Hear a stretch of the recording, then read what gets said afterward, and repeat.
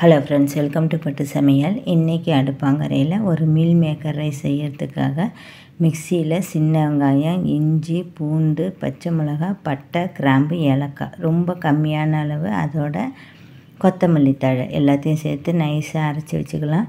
இதில் எப்போவும் போல் நம்ம பிரியாணிக்கு செய்கிற மாதிரி பட்டை, கிராம்பு, ஏலக்காய் எல்லாத்தையும் தாளிச்சிட்டு ஒரு பெரிய வெங்காயம், ஒரு தக்காளி அதையும் சேர்த்துடலாம்.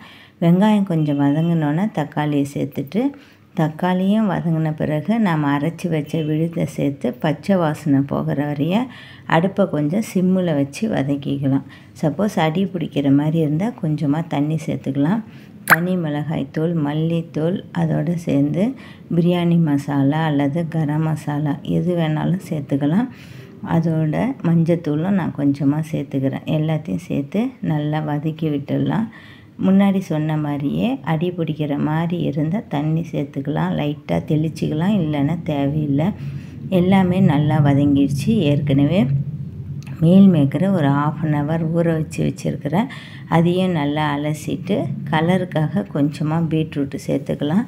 அதையும் சேர்த்து ரொம்ப நேரம் வதங்கணும்னு தேவையில்லை. இது சோனா மசூரி அரிசி, இது ஒரு 1/2 hour ஊறின அரிசி. அதையும் தண்ணியை வடிகட்டிட்டு சேர்த்துட்டு லைட்டாக ஒரு வதக்கிட்டு பிரியாணிக்கு சேர்க்குற மாதிரியே 1க்கு 2 அந்த அளவுக்கு நம்ம தண்ணி சேர்த்து தேவையான அளவு உப்பு போட்டு உப்பு செக் பண்ணிவிட்டு மேலே லைட்டாக கொத்தமல்லி தழை தூவிட்டு மேலே திரும்பவும் கொஞ்சமாக ஏதாவது ஒரு மசாலா பொடியை தூவி விட்டுடணும்.